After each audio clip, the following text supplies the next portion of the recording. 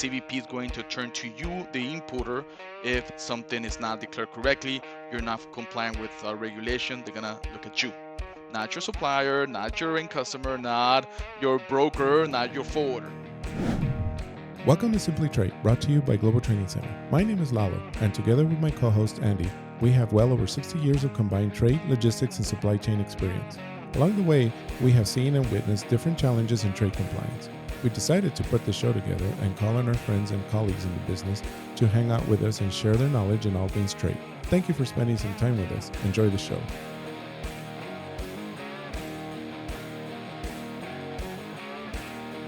Hey, Andy. Another show. Hey. Yes, I'm excited. It's a lot of fun. It's like we have published quite a few shows at this point. Yeah. So we're I just wanted to let you know how a little bit of a little surprise here that we found out we're trending in Europe. Believe it or not, we're trending in Ireland and Finland, Poland. So apparently our show has that reach. Well, I will say that I've got some good friends over there. Not that it's necessarily my contacts, but I know that I have literally circled the globe, and some of the folks in the International Chamber of Commerce, and have met with several folks from all over the world, over in especially in Europe and in the Slavic areas and all. But man, that's fantastic. So hello to Ireland, Poland, Finland, and anybody else that's over there. Please. Download our show, Simply Trade, and tell us where you're at. Make a comment. We would love to see have some feedback. Yeah, we would love to see that, and we would love to hear from you. If you leave a comment on any of the platforms, I'm sure we'll get it. Leave it on Twitter or wherever we're at. Just reach out. We'll be more than glad to give you guys a shout out. But thank you for your support out in Europe. That's great. And yes. I guess that's a little bit of a segue into our next guest. We're going to be talking to Adrian Gonzalez. So he is from Global Alliance, and I've known him for a few years. I've known of him and my clients where I used to be were his clients. You know, he's a broker in the border there in McAllen, and he's a U.S. Customs broker who has also a partnership with a Mexican broker. But so as a segue, like I said, for the international shout out, he does a lot of work, obviously, with a Mexican, what used to be called maquiladoras are now called IMEX. So anyway, this show is going to be his recommendations, 10 very specifically recommendations for importers into the United States, specifically from Mexico to the U.S. I don't know, Andy, I in all my years of business, especially because of where I used to deal with, I used to see some challenges there between the two teams, the U.S. and the Mexican teams, kind of trying to coordinate with each other. I mean, one is a sister plant of the other, you know what I mean? And so, so that I felt this show would be a good segment for those listeners on both sides of the border. Listen, I'm looking forward to talking with Adrian. I can tell you that from personal experience that I have been down to Mexico several times and took at one point a group of industrial engineers with me because there were challenges from a manufacturer down there. And more specifically, this particular trip I'm referencing was in Guadalajara. And, man, I got to tell you what, there are some fantastic people that I got to meet down in there and all, but man, that food. And tequila, right? Oh, and tequila. There you go, Adrian. And the food. The first thing I said was tequila. Sorry, guys. No, hey, listen, I got to tell you started what. the show off right.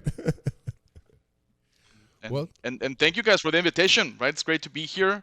I think it's the first time I will be heard in Europe, so thanks, Lalo. Thanks, Andy. And thanks, Sophia, as well, right? So awesome. So let's get started. I guess you say you had some tips, right, for us, awesome. Adrian? Yeah. So I prepared this short presentation about my 10 recommendations for Mexican exporters, U.S. importers, right? Mm-hmm. And I'm sure we can have a great conversation about it. I would love to hear what you think, Andy and Lalo. And my first recommendation is to have a good U.S. customs broker and consultant. That would be my first recommendations for U.S. importers, especially if you're getting started, right? I see a lot of people that they want to do it, but they don't have a good broker, right? Or they don't invest the time and the money in a good consultant to understand what they need need to fulfill, or the responsibilities that they need to fulfill when they are importing goods into the U.S., right? So if you get a good U.S. customs broker, what we will help you with is to make sure that you comply with regulations, right? With U.S. customs regulations, that your goods are declared correctly, classification, descriptions, weights, quantities, country of origin, that your merchandise is valued correctly. Valuation, that's a huge matter. I hear almost every week a huge company having issues with valuation. That's how important it is and how difficult it can be. Also with compliance with other government agencies. That's another part that brokers, we need to help out. And also the correct declaration of any preferential tariff treatment such as USMCA, TMEC, right? It's not just because, I got it in Mexico, so it's TMEC, right? Or is USMCA eligible? Not that easy, right? So we need to help you out with that. And of course, we also, brokers, need to help out with record keeping. So that would be my first recommendation, guys. Get a good U.S. broker and a good consultant. What do you guys think? Well, that's excellent, because one of the things we had a guest on in one of our previous shows that made a recommendation. Obviously, definitely have a good broker, and part of the deal with the broker relationship, a broker client relationship is more than just your standard vendor client relationship or vendor customer relationship. It is a more intimate business relationship, because that broker has to understand what you're striving for, what you're striving to accomplish, what you declare, what you don't declare, that kind of stuff. But here's where the other important thing is. The consultant is you need to be looking at a paid consultant versus somebody that you may know. They may be an expert acting as if they are a consultant or whatever, but they're giving it to you free of charge.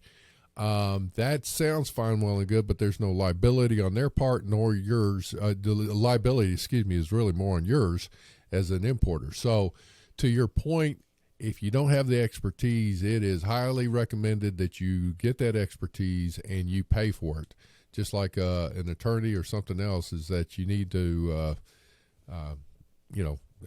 hopefully you can pay a lower fee, but at the same time, you need to pay somebody for that.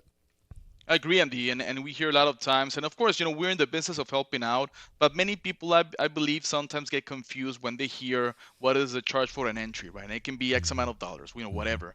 And they hear that, and then they think, well, awesome, this guy's going to help me with anything and everything I need related to my shipment. Right. And well, that's not true, right? I mean, we'll help with filing, we'll do the processing, we'll do everything that we need to do. But if you need to understand your HTS classification, your requirements, PGA requirements, evaluation, well, then it's best that you approach your customs broker and or consultant and say, hey, I also need help. I need a few hours from your time. If you need to charge me, please charge me, because I want to understand and do this the right way. And then when you understand that, then maybe you won't need that consultant, because it will be, you have your same good, the same is repetitive, the same port, same operation, then maybe you don't need it. But there's a difference, right? And I think that's important to understand. Well, and let me take this as that you're talking about it as a good customs broker and a consultant from a U.S. importer perspective. Is that what I'm hearing here? Yes. Okay. Yes. What about? Yes. Well, let's talk about the Mexican exporter, because exporting from Mexico, I was surprised on my first visit down there. It's a bit more. There's a bit more involved in trying to export from Mexico than just we're spoiled in the U.S. I got to tell you. So what do you recommend as far as somebody exporting from Mexico? Definitely you need to, and it depends on your situation, right? If you are a U.S. importer, you're something that buying from a Mexican company, you need to have that agreement with the Mexican company that they're going to take charge and take care of the export proceedings from Mexico. Either have them commit to that, or if they don't want to or can't, then you need to figure out how to do the exportation. You need a company in Mexico to do the exportation. We have what is referred to as the comercializadoras, or the trade companies, that sometimes they can function as an exporter, but you definitely need it. So if you can have your supplier and your supplier has experience and they're able to be the exporter and take care of the export side of the business from Mexico, even better. From anywhere in the world, quite frankly. If you can get the export done, and you take care of the U.S. import side, that's best, in my opinion, Andy. All right, and now let me ask this. is, especially out of Mexico, but this is apropos anywhere in the world. If you are the exporter of record, being, some countries require, just like an importer of record, you're an exporter of record with some bonds tied to it and a business registration number, whether it's for, similar to an importer number and all that, or whether it's a bond or not. It's however the formality is. If you're listed on the paperwork as being the exporter, what that does is it's more than just saying, well, you're shipping the goods out. If you are the exporter of record out of Mexico, you are establishing yourself as the liable entity for any export taxes. Am I correct in that? Yes. Well, in Mexico, the big part of exporting from Mexico and importing to Mexico is IVA, VAT, right? Mm-hmm. No value-added tax. So Mm-hmm. that's a big part of it. And companies routinely need to talk to their accountants, especially in Mexico, because they need to know how to deal with those type of taxes, right? Mm-hmm. A company was very much amazed when they asked me, well, what about VAT on U.S. imports? And I told them, well, for the most part, there are no VAT on U.S. imports. If you are eligible under USMCA, you pay zero. To CBP, right? Yes. IRS, Right. that's a whole different thing. But you Right. pay zero to CBP, and that's it. That's awesome. I don't need to worry about that. No, you need to worry about on the US side, but you do need to worry on that on the Mexican side on how you will move that VAT or that IVA around so that you're not end up paying it yourself. And if you don't, if you are able to compensate it with other expenses and so on and so forth, you do it the proper way. So yes, Sandy, I agree that exporting into Mexico needs to be set up the proper way, and don't. And I would suggest U.S. importers don't leave it for last, because I have shipments ready at the border, and they have everything ready on the U.S. side, and they say, well, we need to make the pedimento. My business partner need to do the pedimento. They say, well, I don't have a Mexican exporter. And then I will not. Now, what do we do? I mean, I can't move a truck from Mexico without a Mexican exporter and a pedimento. Right? For somebody that is new to the import-export business, or somebody that may be just looking at transportation, they don't really get into the exporting and importing of the international transaction. The pedimento in Mexico is basically like, and I'm a dumb country boy here, Adrian, so I have to simplify things so I can understand it. Okay, so bear with me. The thing is that a pedimento for exports in this case would be similar to you're making an official declaration to the government, similar to that of an entry, but it's for export purposes. And then yes, it's the Mexican 7501. We can say it like that. Yeah, the Mexican entry summary. Okay, that would be a way to say it. Yes. Okay, and it's because the Mexican entry for imports it's called the same thing, and then it's a pedimento for imports. Pedimento, right? yes. Okay. Yes. All right. Yes.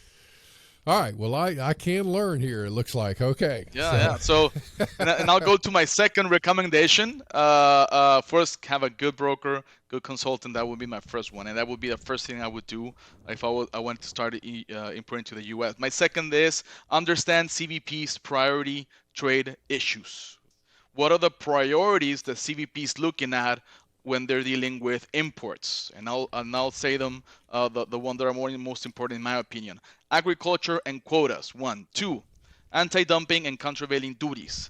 3, the safety of imported products. 4, intellectual property. 5, revenue. 6, textile and apparel. 7, free trade agreements and special programs. And I will add as well trade remedies there, of course. That's within anti-dumping and countervailing duties, and more recently forced labor as well. So I would say every U.S. importer needs to be aware of what is the main focus of CBP. That's not everything, right? I mean, CBP looks at everything that's pertaining to the import, but those are the main priorities. And if you have a product within one of these categories, you need to have special care in making correct declarations. And you need to be very, very well aware, if you're subject to anti-dumping, the trade remedy, that you pay properly, that you have a good determination of country of origin. So that homework needs to be done even prior of someone attempting to import to the U.S. That would be my second recommendation. Oh, Adrian, you have hit the nail on the head. We can buddy. take 6 hours on this. I know.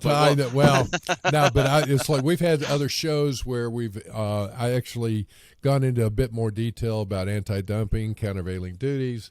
We've talked about, your classification of items. We've talked about vetting your suppliers, your products, and things of that nature. So all that is so good. But here's the most important thing I think you said out of all of things you just referenced, because there's a lot of complexities of this. Do your homework ahead of time. Don't wait till that product is ready to cross the border, because it may get stuck. It may be too late. There's some things you need to check out. So if you're an executive, to our audience, if you're an executive of a company, you don't need to necessarily get bogged down in, as you're managing things, leading things in your company, with how the transactions are completed for an international transaction. You got staff to do that, but you got to be aware that you need to be asking your staff, are you proactive or reactive? And anymore in this realm, you got to be proactive. And Adrian, you just talked about it. Do your homework ahead of time. And if there's questions on that, you just mentioned, go to your broker, go to your consultant, ask the questions, and work smarter, not harder in that realm. Definitely, I agree, and that's something that it's important that all importers take into account, that they take it seriously, because we are in an environment that has more complexity in international trade. International trade has become much more complex, in my opinion, since 2016, more or less, right? We have more trade remedies, more the application, more anti-dumping, more countervailing, more now we have forced labor. We have a new law on forced labor that is very complex. So it's the time for all us executives in trade to shine, right? We have a lot of work, Exactly. a lot to give. So that would be definitely my second recommendation. My third, Andy, and I know you already touched on this, correctly define exporter, importer, logistics, and delivery aspects, right? And I know we've mentioned this already, but definitely, you need to have a Mexican exporter or an exporter anywhere in the world. You need to see who's doing what, who's paying for what, and that usually encompassed in Incoterms. You need to have that defined. And sometimes people ask me, well, who needs to be the U.S. importer? Well, it depends. What is your agreement? The U.S. importer is the only party that can enter merchandise, and this usually can be the owner, buyer, seller. So can a Mexican company set themselves up as a U.S. importer? Yes, they can. Does your customer in the U.S. be the U.S. importer? Well, yes, they can, because they're either the buyer, the seller. So both, in this example, both parties can do it. The matter is, well, get an agreement, right? Agree that with your customer. Don't leave it up in the air, because you may be surprised at how some companies say, well, no, I agree to buy your product, not to be the U.S. importer. Or I agree to buy it at this price, but not pay the duties. So, and I want it here in my factory in, McAllen, Texas. I don't want to pick it up in Monterrey, Mexico, or Guadalajara. So I think that would be my final recommendation. Well, with that, the way I summarize that is make sure you're clear and define who the parties to the transaction are, and especially who are the parties to the international transaction. So, again, there's a manufacturer may be selling to somebody else there in Mexico, in this case, as we're talking about, that would be considered a Mexican domestic transaction. Okay, fine. Now that Mexican party that bought it is now selling to the U.S., so they actually technically are part of the international transaction. They're the seller and or possibly exporter, and then the importer and things of that nature. So to your point, define the parties of the transaction, but you hit on something else, and I'm sure it's probably one of your other bullet points. Who's paying for what? And make sure, the Incoterms, for those, again, that's the International Commercial Terms of Sale. So as we're talking about that, a 3-letter code that is called an Incoterm can determine very quickly, as you're looking at your paperwork, who should be paying transportation charges, who should be paying the entry fees and import and duties and taxes in the destination country, who's responsible for what for the exports, all those kinds of things. And it makes a difference, and we can get into scenarios on that, but it's like you need to know who's paying for what and who the parties to the transaction are.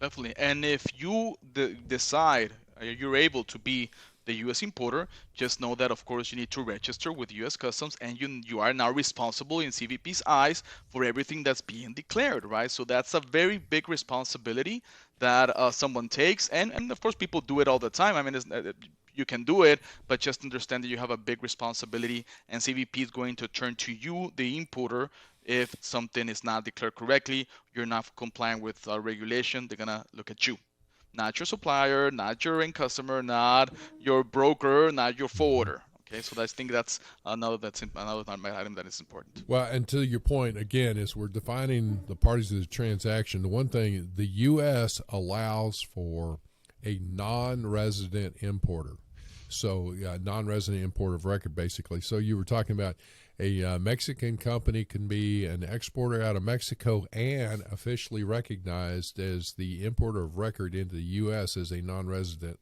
importer, but the buyer, if you will, the U.S. buyer, the end buyer in this case, would still be listed as what's called the ultimate consignee. So they're still going to be declared to customs as the importing entity, if you will, person causing the import. Doesn't mean they're importer record, but they're going to be still listed that way. Yes, and I think that's a very interesting aspect of U.S. customs regulations, which I don't think it's available in many other countries. I mean, I don't think that's possible in Mexico, for example, for a foreign entity to be the Mexican importer. I don't think that can be done. I don't know about Europe. Maybe our Europe listeners can let us know. I mean, in the comments, can somebody do that in Europe? You know, can a U.S. company be the importer record in Europe? You can do some things like that, Adrian. But I can tell you here's the thing. Even in the U.S., if you're a non-resident importer of record, you still have to have what's called a serve-to party, similar to in Mexico. Yes, so an agent, exactly. I mean, an agent that's acting on your behalf, so that if there is a penalty, if there is an issue, if there's something that comes up, that customs will send that to your serve-to party in the U.S., and they in turn will then get with you as a non-resident to follow up on. And there's similar regulations in many countries in Europe. Again, the scenario also comes back to you've got to look at it. Is that the smart thing for you to do as a non-resident, no matter where you're going? So, yes, definitely, I agree. And that's a very important aspect of importing, right? If you're the importer, then you're responsible. Make sure you have everything in check. My fourth recommendation. Now, this is well, every item here is a big one, right? I mean, we're trying to make this a 30-minute podcast, so we're kind of going through them. But I think it's important to mention that, of course, you also need to know CBP requirements, right? The main requirements, in my opinion, we start with the concept of reasonable care. Right. Anytime you are making a declaration to CBP, you as a party need to exercise what is referred to as reasonable care, providing correct information regarding mainly among other things, classification, valuation, payment of duties, admissibility, and also statistical information. Something that people say, well, if I'm paying duties or no duties at all, what does it matter if I use the wrong HTS? What does it matter if I made a mistake on the country of origin? It does matter because it is statistical information, and that matters as well. So everything revolves around this. Of course, you need to make classification of your goods. You need to have an import bond. You need to determine the country of origin and mark your goods with the country of origin at a minimum. And depending on your product, you may have more items or more aspects that you need to label or detail in your product, right? You need to pay duties, tax, and fees correctly, right? And that, Andy, well, that encompasses this recommendation. My fourth recommendation, definitely know and tackle correctly your CBP requirements. Definitely very important. Sounds good. I mean, I'm right there with you, and just know your basics as you're going through. Make sure your paperwork is correct. That reflects all of that too.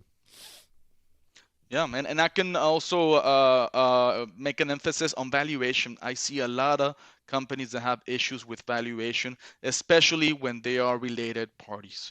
These related party transactions makes valuation much more complex. No, and this is, as Lalo was saying, this is very common in the maquiladora industry because the Mexican factory is related to the U.S. importer. The parent company has a plant in Mexico, and valuation becomes much more difficult, right? Now, if you're not related, you're buying something from somebody that is in somewhere in the world, then usually you go with transaction value. That tends to be easier, but once you're talking about related parties, we need to be careful. How you doing it? Is the relationship affecting the price? Is there even a sale? And if you don't have a sale, then that, you need to, that's possible, nothing illegal about it, but you need to have a good process for the declaration of correct values to CVP. I'll definitely make an emphasis on that. And the end, definitely the correct determination of country of origin, especially in Right. this current environment. Companies need to do a right analysis which is usually based on substantial transformation of the country of origin of their goods, because then that can take us to additional duties, that can take us to additional requirements, anti-dumping. Well, anti-dumping, countervailing, we need to look at the case, right? That's also very complex. So I would say that is the basis of a good declaration. Definitely valuation, country of origin, classification, very important, I think.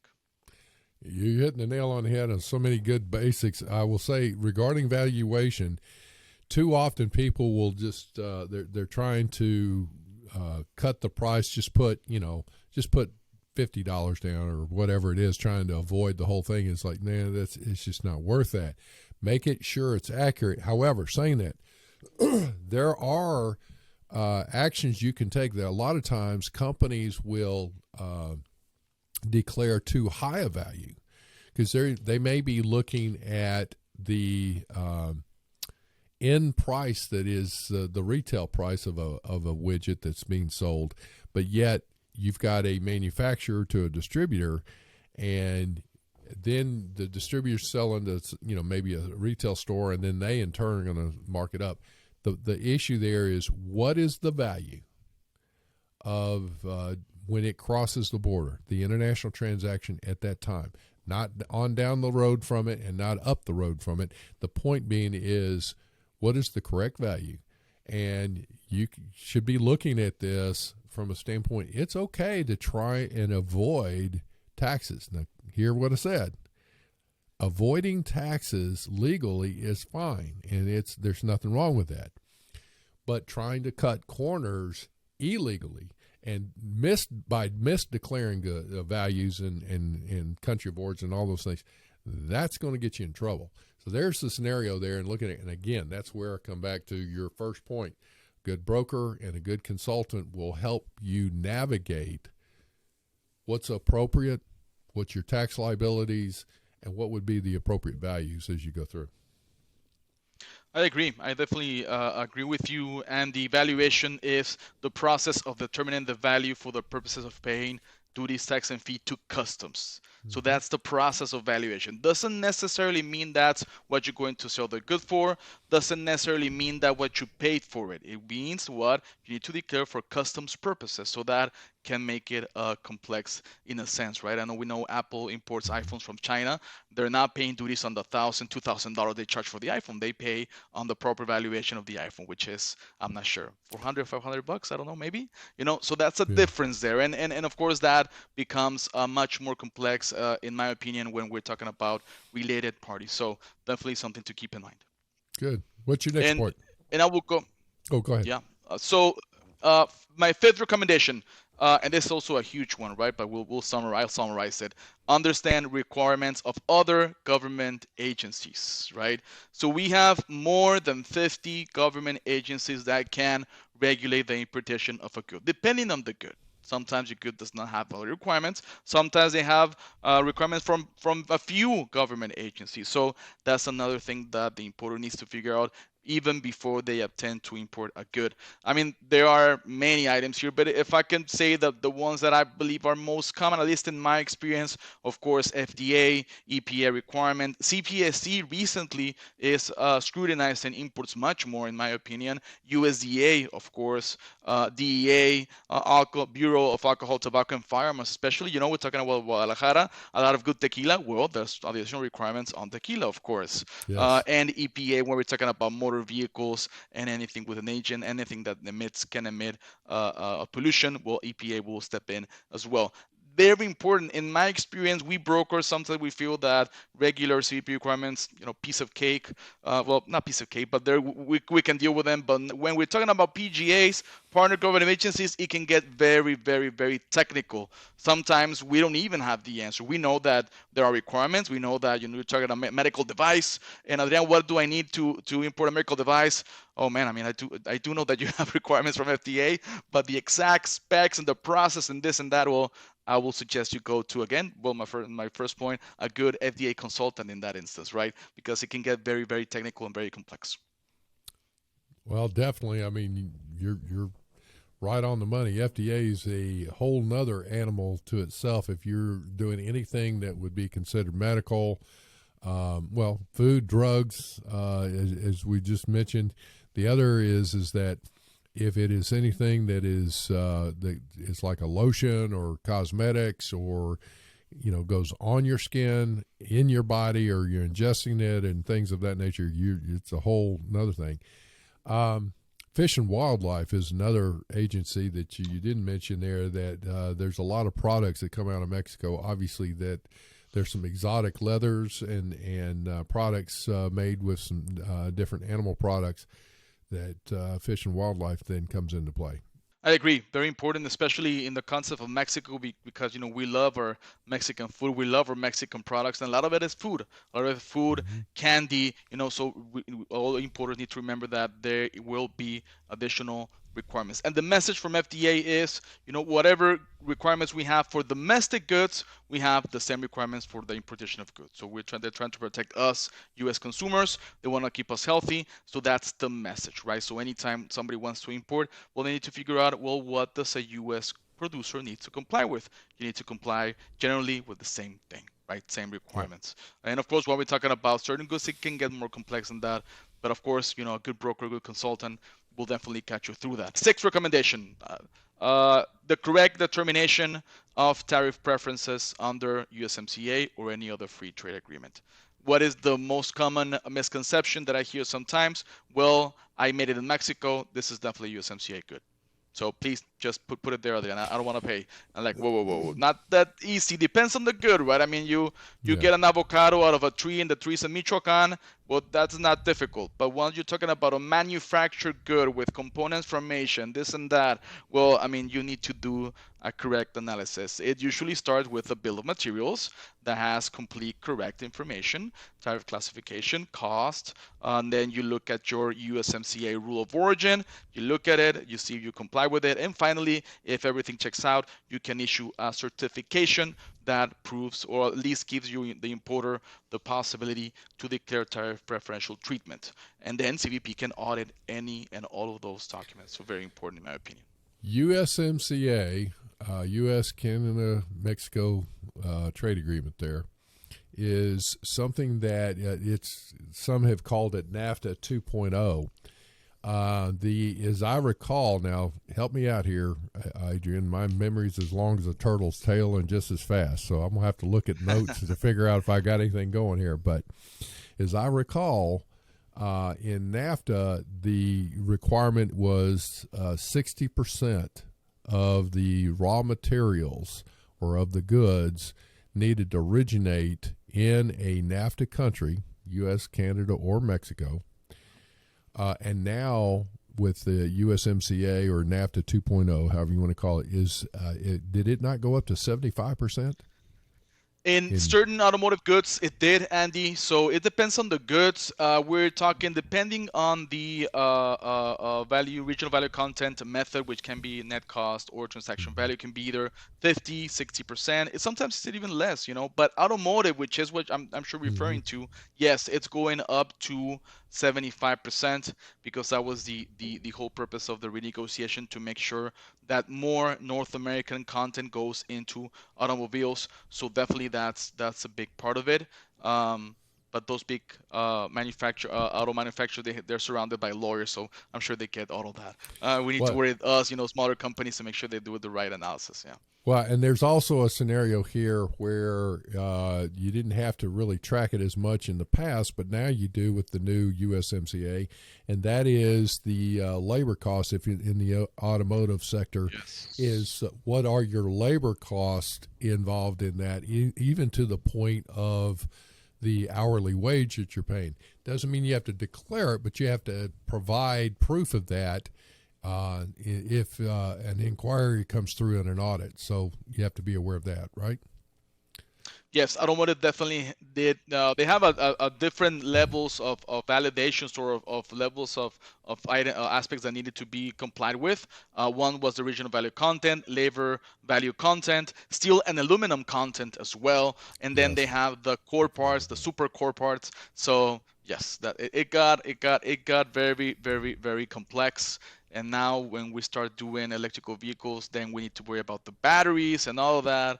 But I guess that's for another podcast, right? I You think we bet. have a lot to talk about that. All right.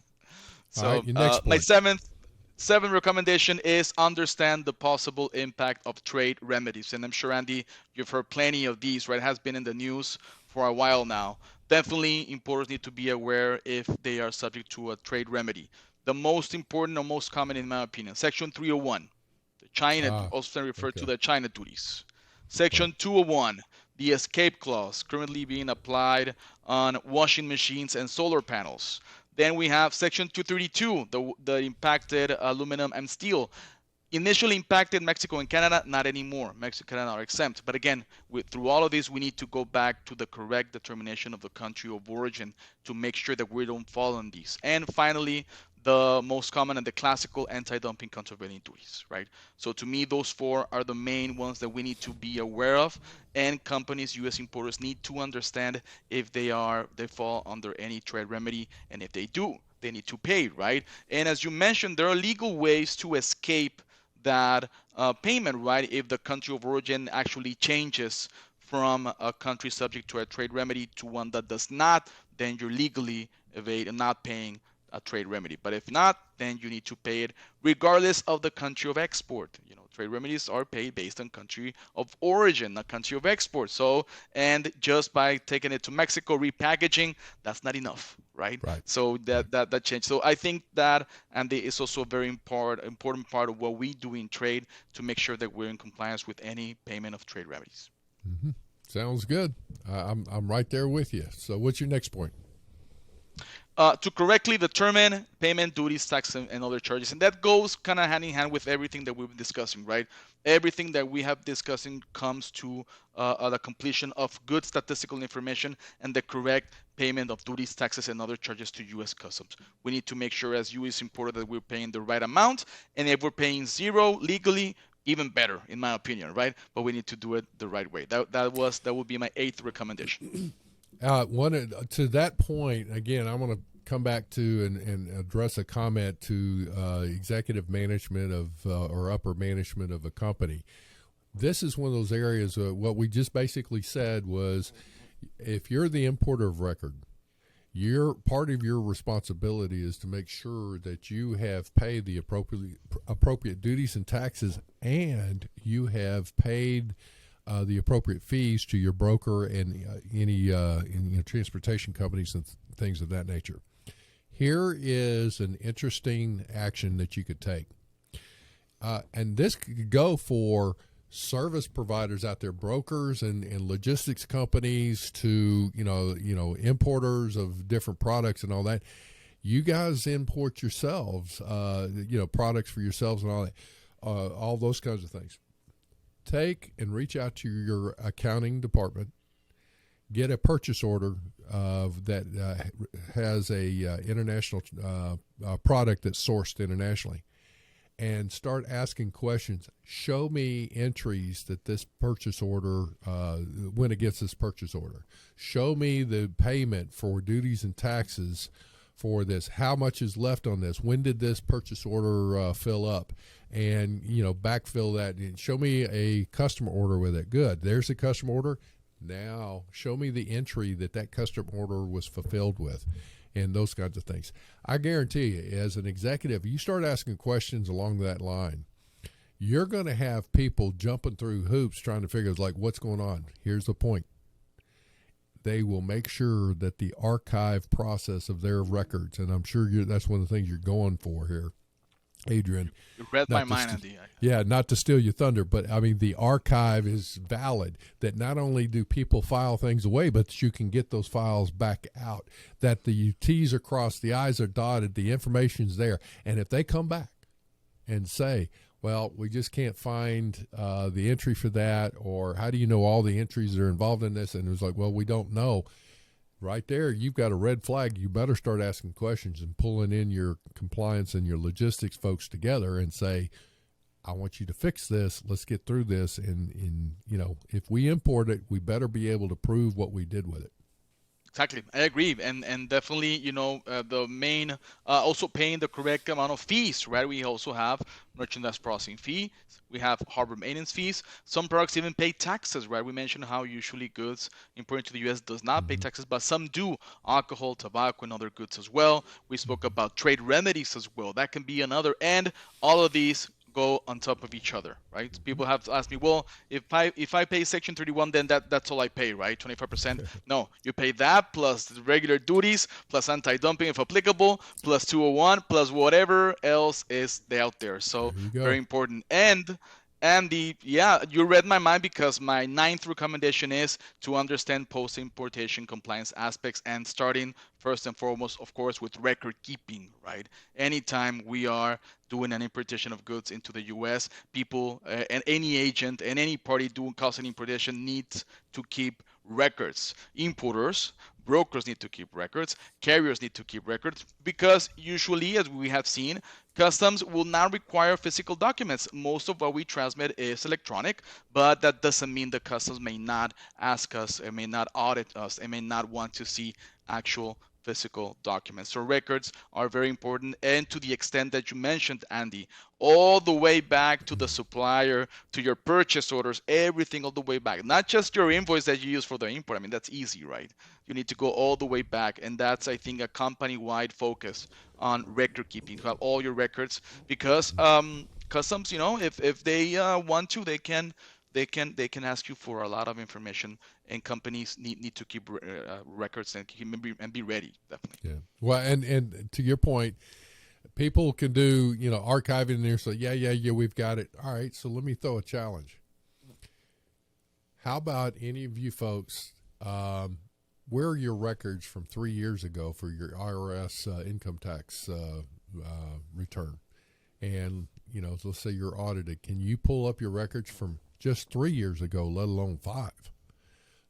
So the same thing within your own company.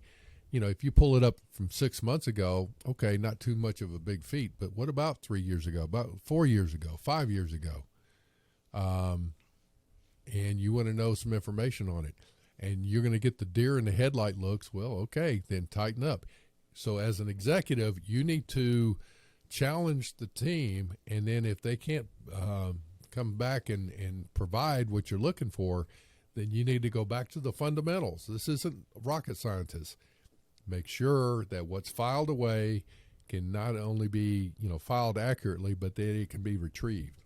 So, food for thought. Yes, I definitely agree. And another aspect that I will, and of course, post-importation compliance is very broad. Everything that we're speaking is very broad. But I think another important aspect is to understand the process of liquidation, right? We understand that when we present information to customs, it's considered preliminary. Customs takes it, but they have not yet show an agreement on that. That happens on the process of liquidation, usually within 1 year. And if customs disagrees, they may send you a bill, right? They say, well, no, you made a mistake, right? And as an importer as well, before liquidation, usually there's an easier pathway to correcting or updating entry information, right? So that's also something that importers need to take into account, right? If you made a mistake, correct it. Do it before liquidation, preferably.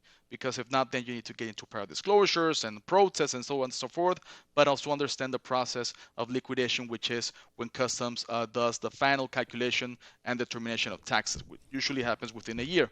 It doesn't mean that they may not audit you afterwards. It doesn't mean some people say, well, liquidation, I'm done. No, no, you're not done, but it just means that's process, right? They can Mm-hmm. still audit you, but we need to be very well aware of the process of liquidation, especially if CVP finds that they made a change on your entry and they send you a bill, especially.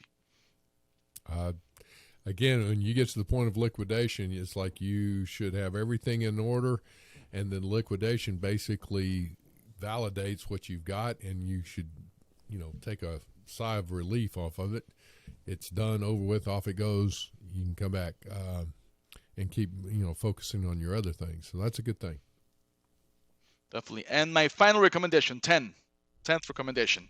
And these are several recommendations, final recommendations. My first one would be take it seriously.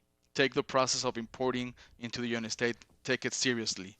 Second, place a senior manager in charge of trade. Please, many times I see, especially companies that are starting to import, they assign their most junior person in the office. I don't have nothing against that. Right?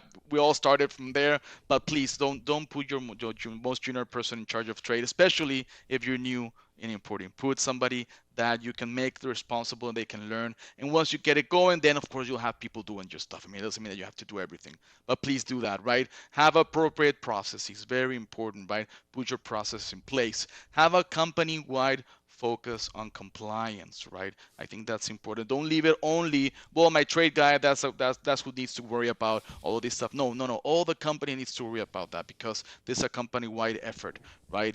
Invest in knowledge and training in your employees, right? Such as this podcast. I think this is a great investment in training you and in knowledge. I think that's very important. And also make it easier for your suppliers, for us customs brokers, for your freight forwarders, for all the companies involved. Make it as easy as you can. Don't send curveballs to your customs brokers and forwarders every single time, right? Or if you ask a question, that's great, but don't ask at every single shipment, please, right? I see some companies say, well, I want to do the import of this merchandise. I say, well, please send us the documents. And they ask me, which documents? Oh, I'm like, man. well, this is the 10th time you've done it, right? So please, please send it over. So, and those are my final recommendations for my 10th recommendation, Andy. Well, and to your point, I will say that we've talked about quite a few things. A lot of them, all of these are somewhat foundational. But the one thing that does come into play, if some of this is foreign to somebody, in other words, it's a little hard to grasp. You're not understanding all of that.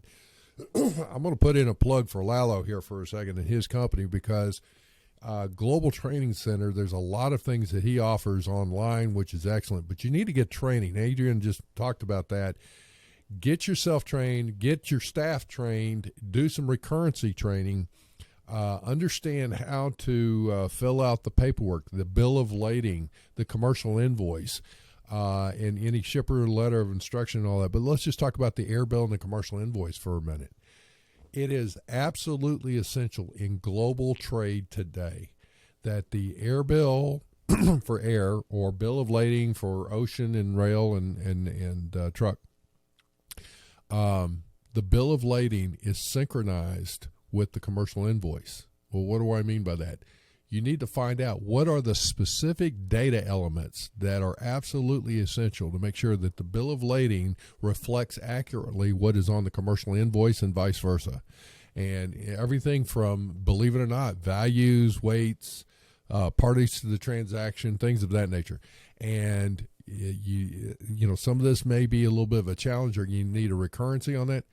Go look at the Global Training Center and their website, or other training companies are out there. But I'm telling you, Global Training Center is excellent, and it is a very cost-effective way of getting yourself up to speed and your staff. I definitely agree with that. I think before we can count on trade being the same for a while, right? Not anymore. I mean, things are changing every week, every month. No company can afford to not train their employees because things are. I mean, even us that we're passionate about it, we struggle with the changes, right? Everything, more sanctions, now this, now the other, Mm-hmm. and we struggle keeping up. My recommendation: always invest in training. That's money well spent. That is, whatever you invest in your brain, that's the best investment you can do. Yep, that is.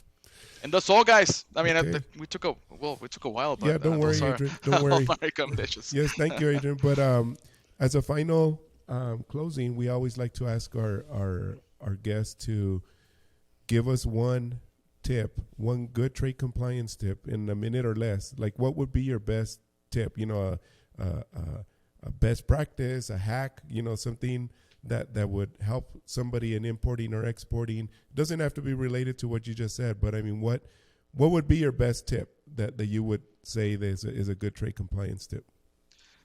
To me, the foundation in on compliance, and I've seen a lot of people saying, well, Adrian, I know I'm doing the things the right way because I know my company, and I was there in the production line, and I see that, and I see that, and I always tell them, well, and this one has been out there in a few movies. I'm a movie buff, but with customs, it's not what you know, is what you can prove. That would be my recommendations. In terms of compliance, it's not what you know, is what you can prove. So don't settle for just knowing that you're doing things right, or that you know your product qualifies, or that you know that your HCS is correct. No, focus on proving that you have a good compliance process, that your product actually complies with the rule of origin of USMCA, that you have proof that you did your classification process, not just that you have the number, but you have the process, right? So that would be my recommendation, Lalo.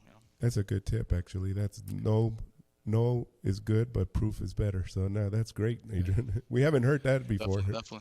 No, I took it out of a movie. I won't take the credit because actually I saw it in Training Day and I loved the movie. So, but I think this fits into compliance. It's not what you know, it's what you can prove.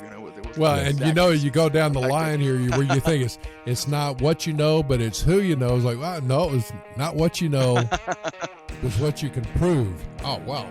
Yeah. You're right. I like that. Excellent. Awesome. Well, Thanks Adrian, a lot. Thanks for the invitation. I had a lot of fun, Andy, Lalo, Sofia. Thanks a lot for the invitation. Thank you very much for joining us. Simply Trade is brought to you by the generous contributions of Global Training Center. You can follow the show and GTC on LinkedIn or Twitter and other social networks. Make sure you check out the show notes in the description for a full rundown of today's show with all the important links. Also, make sure that you share this with a friend and subscribe on your favorite streaming platform. We really like hearing from you. If you enjoyed the show, make sure to rate and review wherever you listen to this podcast. If you or someone you know would like to be a guest on the show or would like to sponsor Simply Trade or suggest any topic you would like for us to discuss, please contact us via email at simplytrade@globaltrainingcenter.com, or you can DM us on Twitter at simplytradepod. Thank you again for the privilege of your time. Happy trading.